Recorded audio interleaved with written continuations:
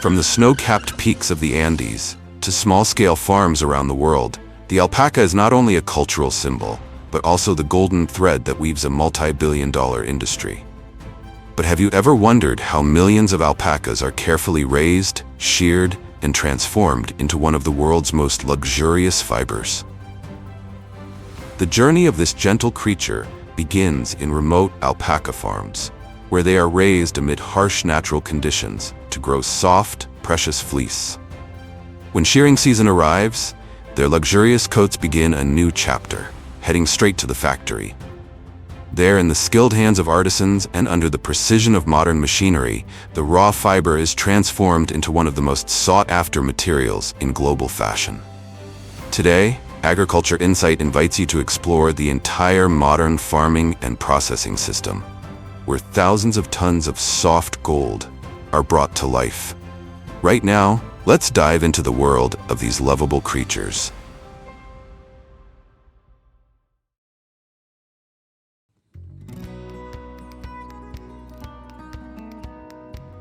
Imagine standing in the vast highlands, where the wind never stops, and herds of alpacas quietly weave their own rhythm of life.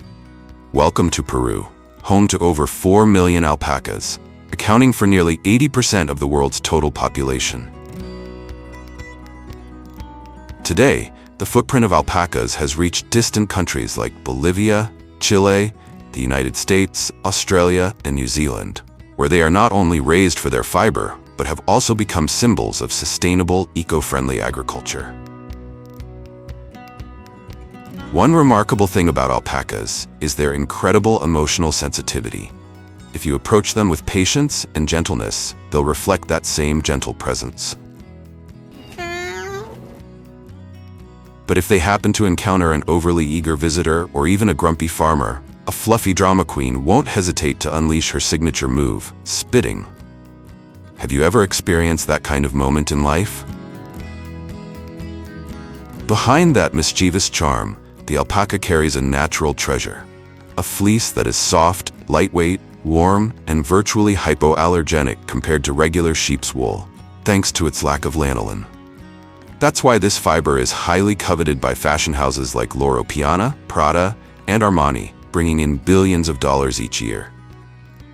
And like every journey, it all begins on the farm, a place where sustainability meets compassion, and each alpaca is known by name and treated like one of their own. Unlike cows, goats, or sheep, alpacas eat very little, living mainly on natural grasses and hay. No industrial feed is needed, just lay out clean grass, and they'll calmly wander over to graze. There's a fascinating truth. The happiness of an alpaca is the golden key to producing premium quality fleece. That's why most alpacas are raised in semi-free or rotational grazing systems across vast highland pastures like those in the Andes. This approach not only reduces feeding costs, but also allows the animals to move freely, stay relaxed, and maintain optimal fleece quality. What's more, when grazing naturally, alpacas don't uproot the grass. They only nibble the tops. This protects the soil and helps preserve vegetation. Their unique 3-compartment stomach also makes digestion highly efficient, allowing them to absorb maximum nutrients from minimal food. It's this remarkable ability to eat less and thrive that makes the alpaca an ideal choice for sustainable farming, where even a handful of grass contributes to the making of some of the world's most precious fibers. But of course, to produce truly premium fleece from happy alpacas, a healthy diet alone isn't enough. Daily care is equally essential. From cleaning the barns regularly, since each alpaca can relieve itself up to 12 times a day, to carefully managing vaccinations and parasite control, every task is done with precision and respect. Breeding is also strictly managed through selective mating programs, aimed at improving both the fineness and color quality of the fleece. As a result, alpacas now produce over 22 naturally occurring fleece colors, making them one of the most color-diverse fiber animals in the world. And when it comes to pregnancy, alpacas are given just as much care. If you're familiar with how horses or cattle are cared for during gestation, you'll be glad to know that alpacas receive the same level of attention, including regular ultrasound checks to ensure the fetus is developing healthily.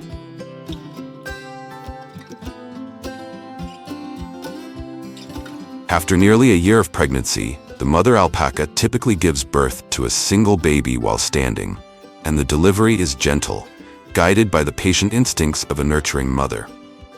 The newborn, known as a cria, weighs around 6 to 9 kilograms at birth.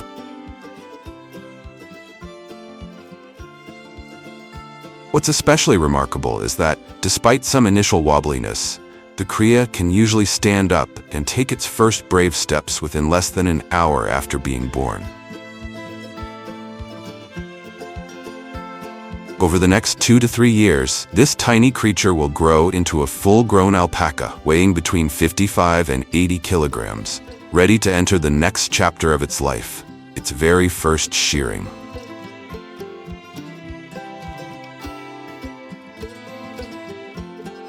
Before the process begins, the alpacas are brought into a quiet, clean area to help minimize stress. This step is especially important because alpacas are extremely sensitive animals. Even being handled the wrong way can cause them to panic or fall into a state of severe stress.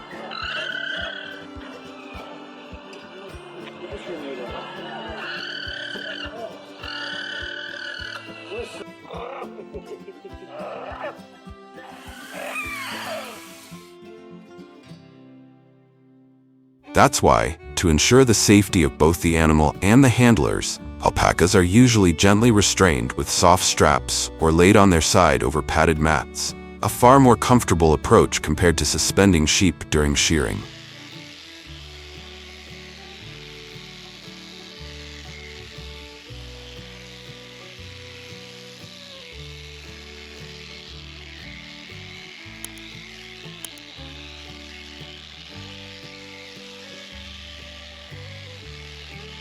But don't be misled into thinking that shearing is a burden for alpacas. Without it, their fleece grows heavy and dense, limiting their steps, trapping heat, and quietly placing their well-being at risk. Shearing lets them stay light and free, ready to roam, breathe, and enjoy the soft embrace of summer wind.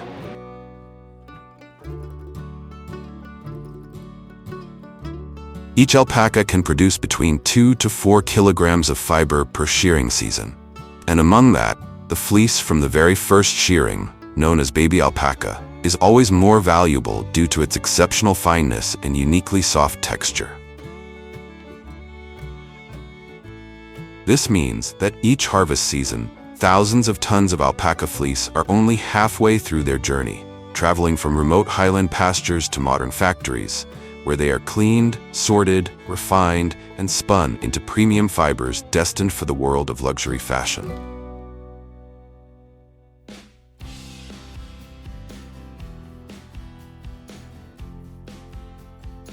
After harvest, alpaca fleece is carefully packed into large bags and transported to artisanal processing facilities. Here, a meticulous and entirely manual process begins. Workers open each bag by hand and spread the fleece across wide tables for inspection. With trained eyes and experienced hands, they sort the fibers by natural color, length, softness, and cleanliness. This is no simple task. A single facility may receive hundreds of kilograms of fleece per day, and every piece must be evaluated individually. The finest fibers, known as baby alpaca, are carefully separated, while coarser strands are set aside for products like blankets or rugs. The entire process is carried out without the use of heavy machinery, preserving the fiber's natural structure and intrinsic value. It is here, between skilled hands and quiet dedication, that the journey of turning a humble strand of fleece into a luxurious, sustainable product truly begins. Once sorted, the alpaca fibers continue their journey along conveyor belts to the washing area, where a deep cleaning process combined with preliminary combing begins. Because alpaca fleece doesn't contain natural oils like the lanolin found in sheep's wool, This cleaning stage is considerably gentler and requires neither harsh chemicals nor high-temperature water. It's a process that's more environmentally friendly and especially suitable for sensitive skin, which needs to be treated with extra care. At this stage, the fleece is soaked in warm water, around 45 to 55 degrees Celsius, mixed with biodegradable soap. Throughout the washing process, while the temperature isn't high enough to boil a chicken egg, it's just warm enough to soften the fibers, making combing more effective, detangling, removing debris, and aligning the strands in one direction. On average, each batch of alpaca fleece goes through 3 to 4 cycles of rinsing and combing to achieve optimal cleanliness and softness, preparing it for the next step, being spun into premium quality yarn. After being thoroughly washed and carefully combed, the alpaca fibers are moved to the drying area. Here, they are placed in specialized dryers operating at a controlled temperature of around 60 degrees Celsius, the ideal level for removing moisture while preserving the fiber's natural softness and structure. The drying process is gentle and even, allowing each strand to maintain its elasticity and original quality. Once the alpaca fibers are fully dried, they enter a pivotal phase in their transformation, the carding stage.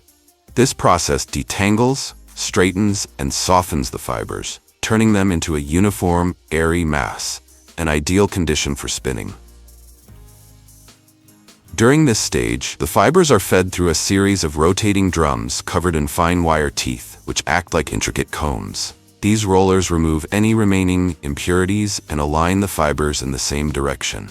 The result is continuous, lightweight, and breathable fiber strands called mica.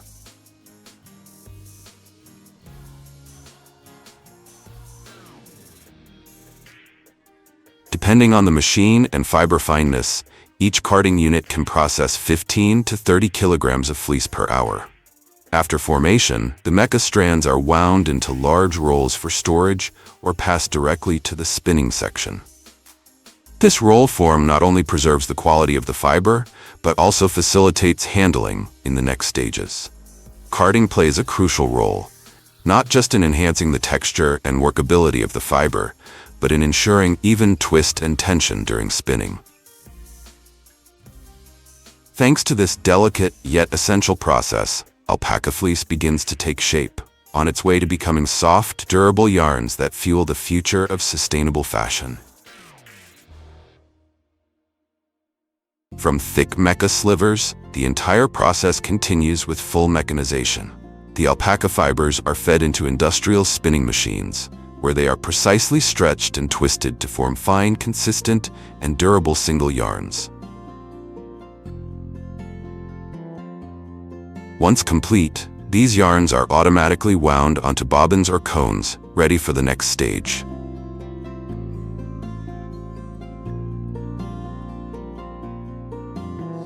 Before entering the weaving phase, the single yarns undergo a plying process, in which 2 or more strands are twisted together in the opposite direction of the original spin. This enhances strength, stability, and ensures a more even texture in the finished fabric.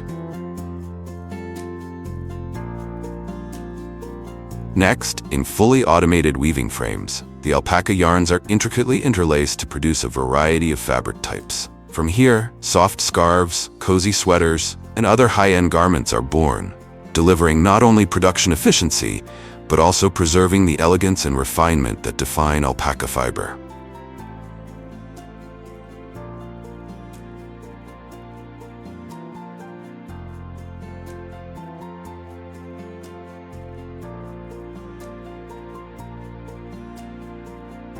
Beyond being woven into its natural form, alpaca fiber also embarks on a vibrant journey, the dyeing and finishing process. The dyeing process typically occurs at a gentle 35 to 40 degrees Celsius, using biodegradable, eco-friendly dyes that preserve the softness of the fiber while protecting the surrounding ecosystem. After dyeing, the yarn is carefully dried and moves into the finishing stage.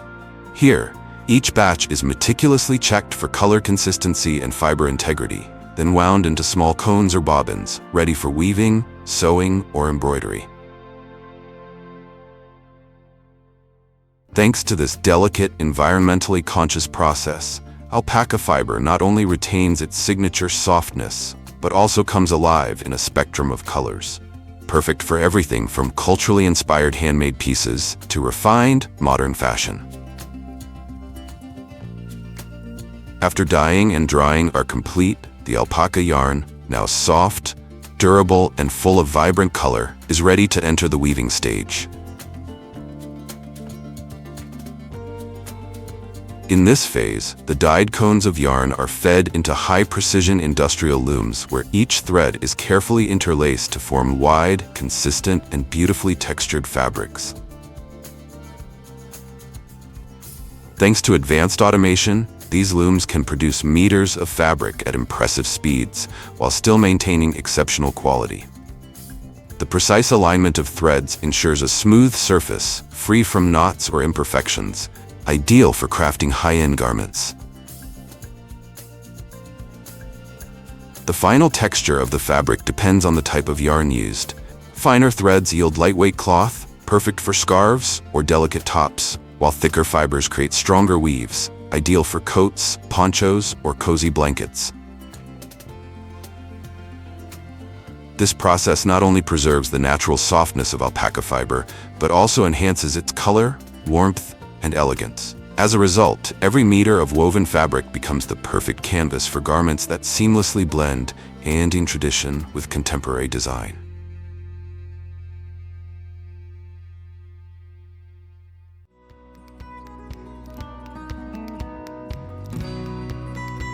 Modern crocodile farming today is truly a revolution, far beyond the crude methods that existed for centuries.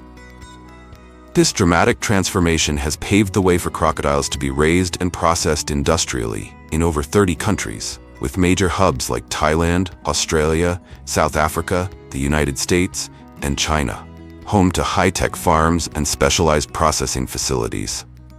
These farms can span up to 100,000 square meters, housing tens of thousands of crocodiles at various life stages, and they continue to expand. But what's the real reason crocodile meat and skin are in such high demand? With a lifespan of up to 50 years and a rare, time-enhanced sheen, crocodile leather has become the crown jewel of luxury fashion, featured in pieces like the $500,000 Hermes Himalaya Birkin and Louis Vuitton crocodile locket.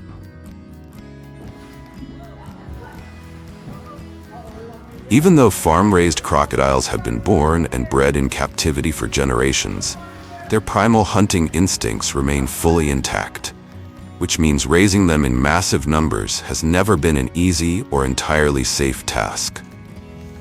Despite being known as one of the most dangerous reptiles on the planet, a crocodile's life begins from something surprisingly humble.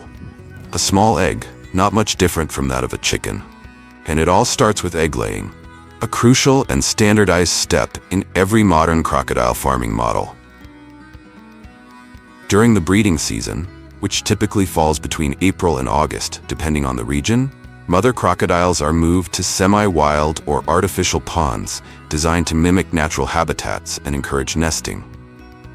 Farmers prepare thick, soft, and dry layers of sand around the pond's edge to encourage females to dig nests and lay their eggs.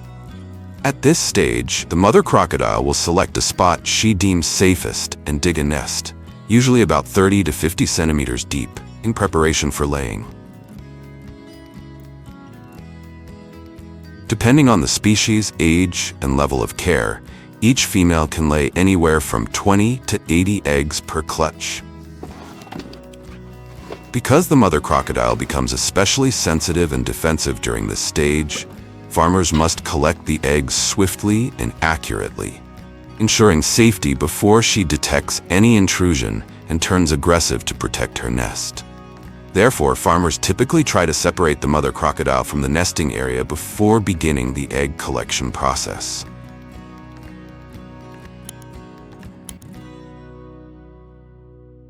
Egg collection requires precision, speed, and more than a little courage. Because just a few seconds too late, and the mother crocodile might return to the nest and react aggressively. Each egg must be gathered within 24 hours of being laid to prevent it from being eaten, and every single one is carefully marked to indicate its exact orientation.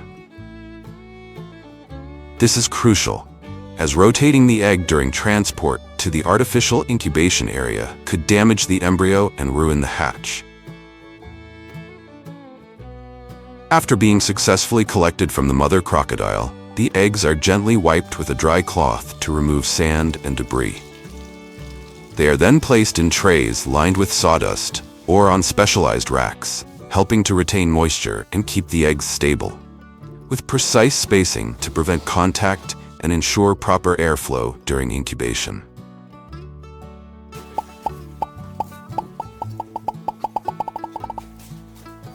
They are then placed into an automated incubation system within a climate-controlled environment where humidity is maintained at 90–95% and the temperature is kept between 30 degrees Celsius 33 degrees Celsius, creating ideal conditions to maximize hatch rates and ensure healthy embryo development. One fascinating fact is that the gender of baby crocodiles is not determined by chromosomes, as it is in many other animals, but entirely by the temperature during incubation. If the temperature exceeds 32 degrees Celsius, most of the hatchlings will be male. In contrast, temperatures below 30 degrees Celsius tend to produce mostly females. After approximately 75 to 90 days of incubation, the baby crocodiles begin to emit distinctive chirping sounds, signaling that the hatching process is officially underway. After hatching, baby crocodiles are transferred to separate nursery areas, typically cement ponds equipped with water circulation systems, temperature control, and overhead covers to maintain stable living conditions. In their early stages of life, the young crocs are fed small fish, chicken meat, or high-protein commercial feed to support bone and muscle development and strengthen their immune systems.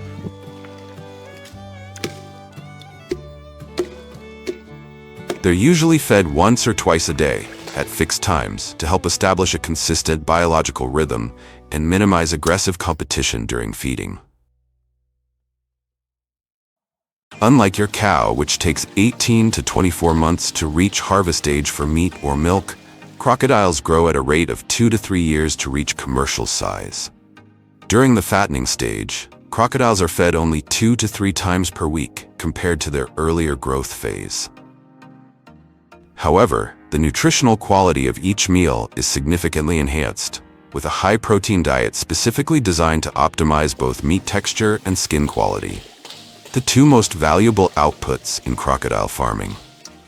Even though they don't eat daily like other livestock, crocodiles can still suffer from obesity and digestive issues if their feed intake is not strictly limited to under 10% of their body weight. Thanks to this careful feeding management, the fattening process not only helps crocodiles reach their ideal weight, but also ensures they meet the strict standards of the premium meat and leather markets. After a long period of patience and meticulous care, the time finally comes for farmers to reap the fruits of their labor, when the fully grown crocodiles reach the ideal size for harvesting.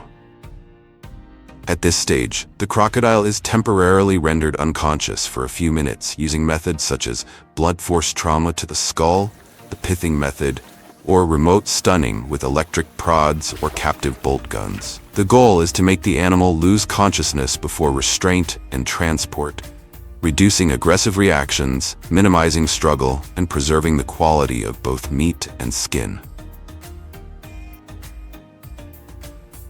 However, as animal welfare becomes an increasingly important and regulated issue in the farming industry, electric stunning has become the more widely adopted method at many modern crocodile farms.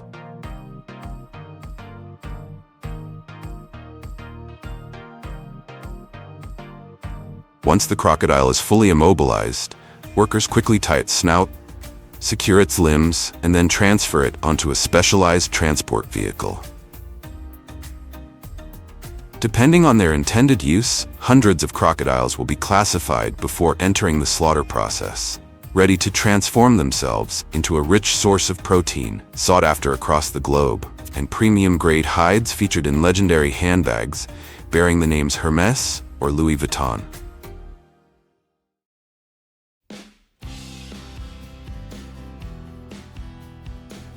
Immediately upon arrival at the processing facility, workers use a specialized sharp knife to sever the carotid artery or the artery at the back of the neck, allowing the crocodile to quickly stop breathing and bleed out while still under the effects of electric stunning or sedatives.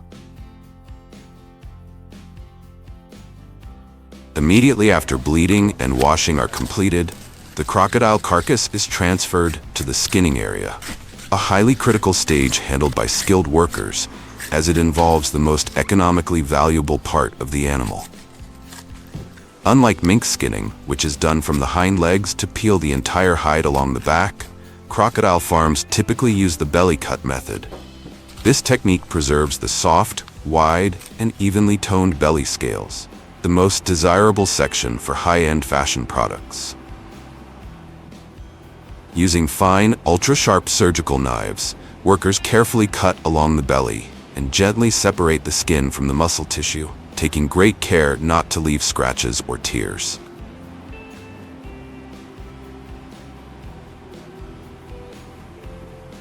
A flawless crocodile hide can measure between 40 to 60 inches in length and fetch anywhere from $300 to over $10,000 a piece, depending on its size and quality. Before entering the leather processing phase, the remaining crocodile carcass is moved to the meat butchering section. At this stage, the animal is securely positioned on a stainless steel cutting table, and skilled workers carefully separate the major muscle groups, including the tail, back, flanks, and neck, one section at a time. The tail, in particular, is highly prized, making up nearly 50% of the total marketable meat. It's considered the finest cut, known for its white, lean, protein-rich texture, and is often featured in local delicacies or served at upscale restaurants. One of the most crucial steps that determines up to 80% of a crocodile hide's commercial value is the initial preservation phase, designed to maintain its quality and prepare it for advanced tanning processes. After being thoroughly cleaned with high-pressure cold water and meticulously scraped to remove any remaining debris, fat, or connective tissue, the hide undergoes either dry salting or deep freezing at 18 degrees Celsius to 25 degrees, especially when the tannery is not located near the farm. This preservation method effectively halts biological decomposition, protects the natural grain pattern, and preserves the hide's structural integrity before it enters the high-end tanning and finishing stages. Finally, before being sent to the tannery, the hides are manually graded based on criteria such as size, thickness, belly scale uniformity, and the presence of flaws. Next, the high-quality crocodile hides enter the intensive tanning process, a series of carefully controlled steps that can take anywhere from between 5 and 21 days, requiring advanced techniques and strict oversight. The hides are first soaked in chemical or bioenzyme solutions to relax the collagen fiber structure. Then comes the actual tanning stage, where agents like chrome or natural tannins are infused into the leather to prevent biological decay, enhance durability, and improve water resistance.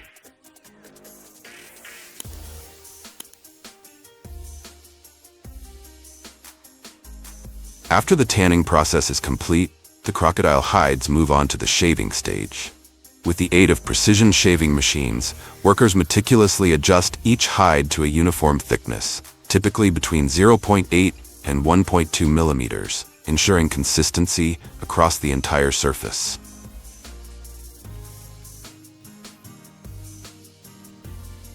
Next, the most experienced workers, with sharp eyes and steady hands, manually inspect and sort the hides. Only those that meet the highest standards, with clearly defined belly scales, a soft texture, and no visible defects, are selected to proceed to the final stages of dyeing and surface finishing. Depending on the specific demands of fashion brands, the crocodile leather may be dyed in a uniform color or treated with special effects such as ombre gradients, metallic finishes, marbled tones, or vintage-style patinas. This dyeing process is typically done either by hand or through semi-automated techniques, ensuring that each hide retains its natural grain texture while achieving flawless, vibrant coloration. After a long journey of patience and precision, the crocodile hide finally reaches the final stage, polishing and surface finishing, where its natural beauty is awakened and elevated into a pinnacle of luxury craftsmanship. The leather is passed through specialized equipment for pressing, buffing, waxing, or protective coating, depending on its intended use. Some workshops still apply traditional techniques, such as hand oiling or polishing with smooth stones, to achieve a finish that's both gently glossy and naturally supple.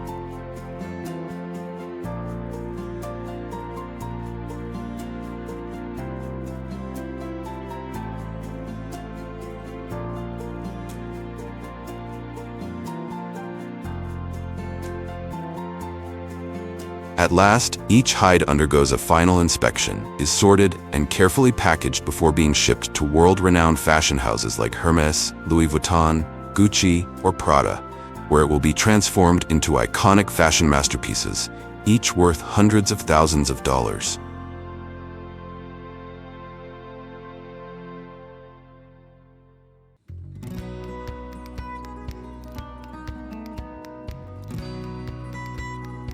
Are your cows truly living a happy life?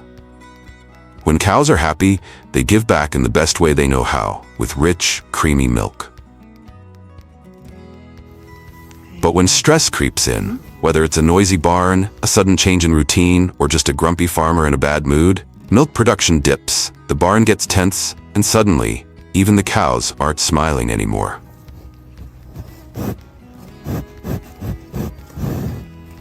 Modern dairy farming represents a true revolution, a dramatic leap from the traditional practices that sustained human civilization for over 8,000 years.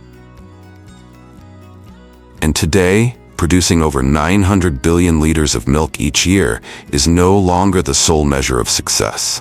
That's why more and more farmers are returning to their roots, adopting pasture-based and organic dairy farming models. Instead of confining cows in enclosed industrial barns, these farms allow them to roam freely for 6 to 12 hours a day on wide-open pastures, living according to their natural biological rhythms. Each cow is milked only once or twice a day, usually in the morning and afternoon, and only when they are truly ready, producing cool, nutrient-rich milk at its best. These pasture-based and organic models are mainly concentrated in Europe, New Zealand, Australia, and certain US states such as California, Oregon, and Vermont, where mild climates, abundant grasslands, and ethically minded consumers create the ideal conditions for sustainable dairy. Milk yields in these systems are lower, at just 15 to 25 liters per cow daily, but the milk is higher in quality, with more natural fats, omega-3s, and minimal residues.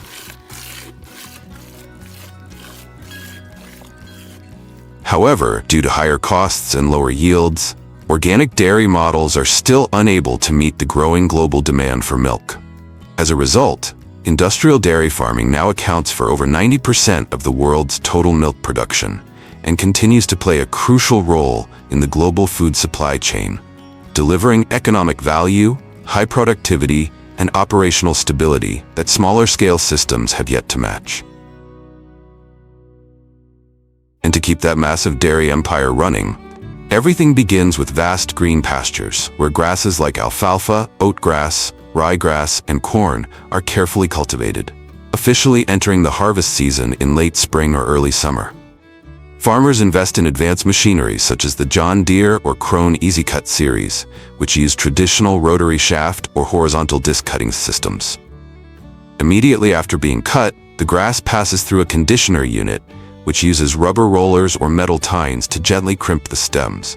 This process helps the grass dry more evenly and creates ideal conditions for fermentation during the ensiling process that follows. After harvesting, the chopped forage is transported and dumped into a bunker silo, a large concrete or tarp-covered trench that can hold anywhere from several hundred to several thousand tons. Inside the silo, the forage is tightly compacted using trucks or rollers to remove air, then sealed with plastic sheets weighted down by tires or sandbags, creating anaerobic conditions where lactic acid bacteria ferment the material, lower the pH, and prevent spoilage. Once all the ingredients are ready, they are loaded into a TMR mixer to create a balanced feed tailored to each stage of the cow's development. If you're managing a herd of 10,000 dairy cows, the average daily feed requirement would be around 250 tons of silage, 50 tons of hay, 80 tons of ground corn, 40 tons of soybean meal, and 2 tons of minerals and vitamins. That's why, for many American farmers, dairy farming isn't an easy job. It's a lifelong investment, a treasured asset, and a symbol of pride passed down through generations. After the feed is mixed, an automatic feed pusher moves along the barn aisle, pushing the feed closer to the trough to make it easier for the cows to eat and to reduce waste. Though they may experience happiness in different ways, dairy cows raised on modern farms are still provided with dedicated welfare measures to help them achieve optimal health and productivity. Regular health checks are strictly carried out, from monitoring temperature and hoof conditions to observing gait and breathing patterns. Cows also receive routine hoof trimming to prevent infections and ensure they can stand and walk comfortably. Much like familiar pets such as dogs and cats, cows enjoy being stroked, scratched, and soothed after meals. That's why some farms have installed automated massage systems, gently rotating brushes placed right inside the barn, allowing cows to relax, reduce stress, and stimulate blood circulation.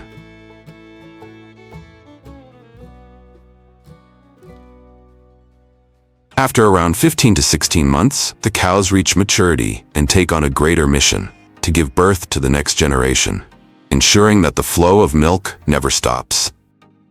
This begins with one of the most important steps in dairy farming: fertilization.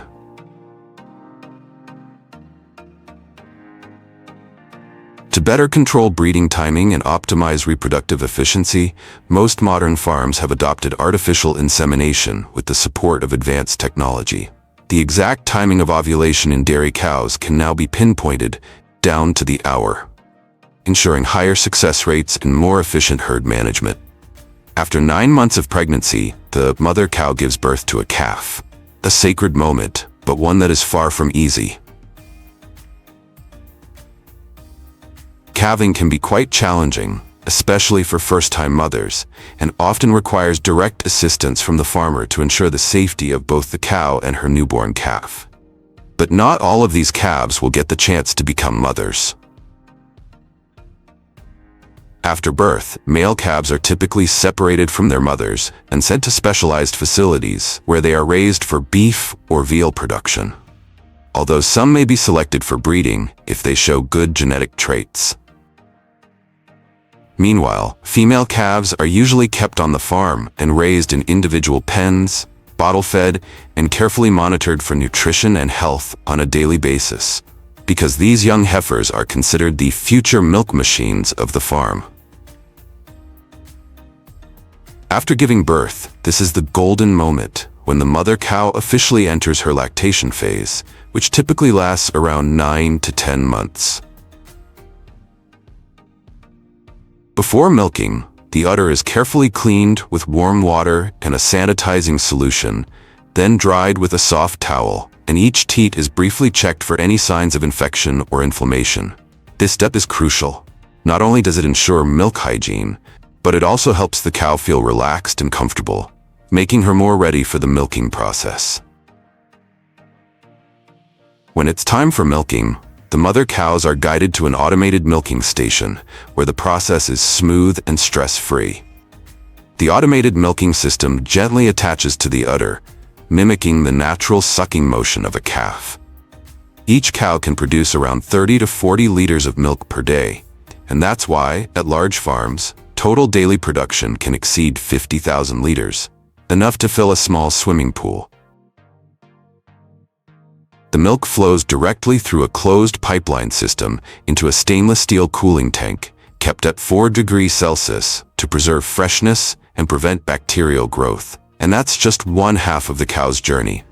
Within just a few hours of being collected, the milk is transported in specialized insulated tankers to the processing plant, where the second half of its journey begins, transforming into fresh milk, butter, cheese, or meat for millions of families.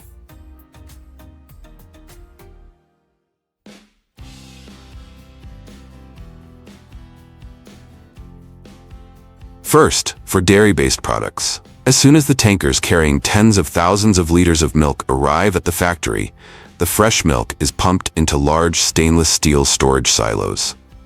Before entering the main processing line, each batch of milk must undergo a strict quality control process. Samples are tested to measure fat content, protein levels, pH, and most importantly, to check for microbial contamination, antibiotic residues, and impurities. If a batch of milk fails to meet the required standards, it is immediately rejected and never enters the production line. To produce fresh milk or butter, the process always begins with an essential preliminary step: cream separation. Although this step carries the same name, the way fat content is handled can vary, and if you're not paying close attention, it's easy to get confused.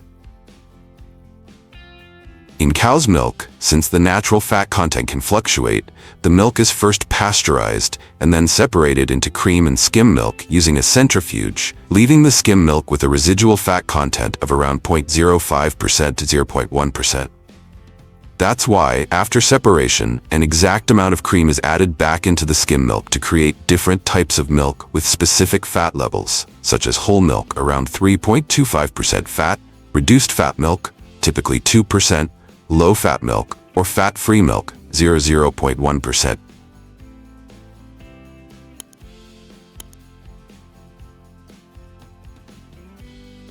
However, when cream is separated for butter production, the process is handled differently. The cream is kept in its natural liquid form, with a fat content ranging from 35% to 40%, and it becomes the key ingredient for churning those golden, smooth, and richly flavored blocks of butter we all know and love. The milk is then passed through a homogenizer, where large fat globules are broken down under high pressure and evenly dispersed throughout the liquid. This process prevents the milk from separating, preserves a smooth texture, and makes it easier to digest. To ensure safety, the milk is pasteurized once more before entering the packaging stage, where it is prepared for distribution to consumers.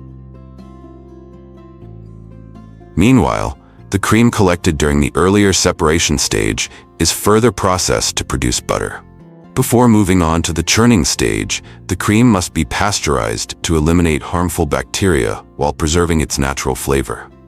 It is quickly heated to 72 degrees Celsius for 15 seconds, just enough to kill bacteria without affecting the fat or flavor, and then rapidly cooled to prepare for the butter churning process.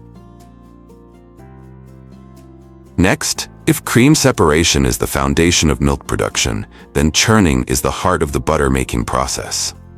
The cream is poured into an industrial butter churn and continuously agitated to break down the fat structure.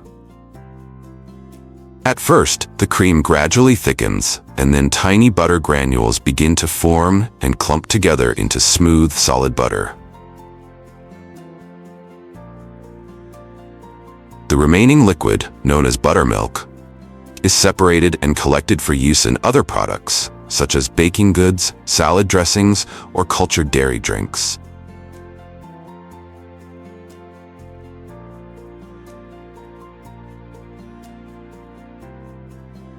After the butter has formed, it is washed with cold water to remove any remaining buttermilk, helping it last longer and preventing it from turning sour.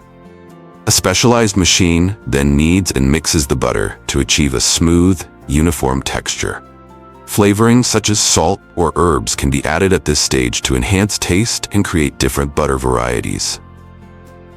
This is the step that defines the unique flavor profiles of famous butter brands like Land O'Lakes, Kerrygold, or President. Once the butter reaches the desired smoothness, fat content, and flavor, it is transferred to a molding machine, where it is shaped into sticks, blocks, or larger portions, depending on the intended use.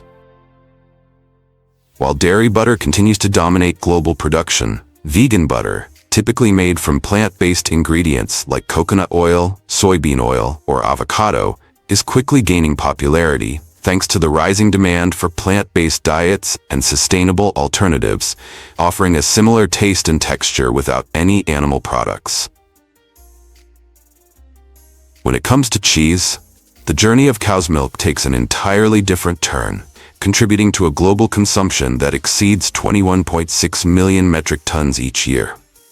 After the milk is pasteurized and stabilized, lactic acid bacteria are added.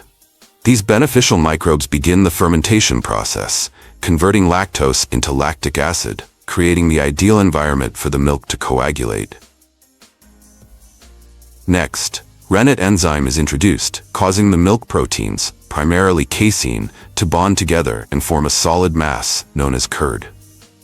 In traditional cheesemaking, natural rennet is often used, extracted from the stomachs of young male calves that are not kept for dairy herds, and obtaining this enzyme requires the calf to be slaughtered at a very early age. In contrast, in large-scale modern production, where millions of tons of cheese are made each year, rennet is typically produced through biotechnology to reduce costs and ensure consistent quality. Once the milk has fully coagulated, large blades gently cut the curd into small cubes, allowing the whey, the liquid portion, to separate from the solids. The curds are then continuously stirred and gradually heated, causing them to shrink and release more moisture.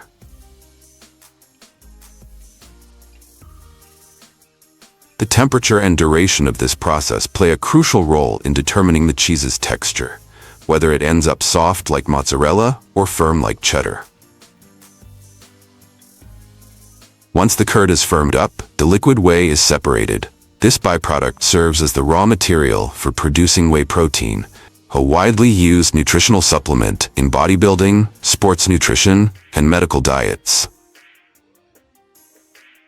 The remaining fresh cheese is placed into molds and pressed under high pressure to shape it and further expel excess moisture. The amount of pressure and pressing time directly influence the final moisture content of the cheese, a critical factor in distinguishing different cheese types. After pressing, the cheese is removed from the mold and enters the next essential stage, salting. Cheese can either be soaked in a brine bath or have salt rubbed directly onto its surface. Salt not only enhances flavor, but also helps regulate moisture, form the rind, and inhibit the growth of harmful bacteria. After salting, the cheese wheels are transferred to an aging room where temperature and humidity are carefully controlled. Depending on the type of cheese, the aging process can last anywhere from a few days to several years, and it is this stage that defines the cheese's richness, texture, and distinctive aroma. Have you ever wondered what happens when mother cows can no longer produce that sweet, nourishing stream of milk? They leave the farm, closing the chapter of milk and opening a new one, where every cut of meat continues the story of devotion and purpose. Before entering this final stage, thousands of dairy cows are given a period of rest, typically around 24 hours, after a long journey of transportation. While countries like India treat cows as sacred and focus primarily on dairy, others, like Japan and members of the European Union, are advancing strict animal welfare standards, proving that cow farming is as much about culture and values as it is about food. After the cow is restrained and comes into contact with the electrodes, an electric current of 1.5 to 2.5 amps is passed through the brain for about 3 seconds, rendering the animal unconscious instantly and ready for the next stage of the process. After the carcass has been suspended and the legs removed, the hide removal process officially begins, a critical step that requires seamless coordination between skilled workers and modern machinery. Once activated, a rotating drum gradually pulls the hide away from the carcass in a clean and even motion, without damaging the valuable meat underneath. The entire process is swift but demands high precision to ensure the quality of both the hide and the meat is preserved. Dairy cow hides are generally not used to produce high-end leather goods like handbags or dress shoes, as their fibers are looser and the hides are typically thinner and lower in quality compared to beef cattle hides.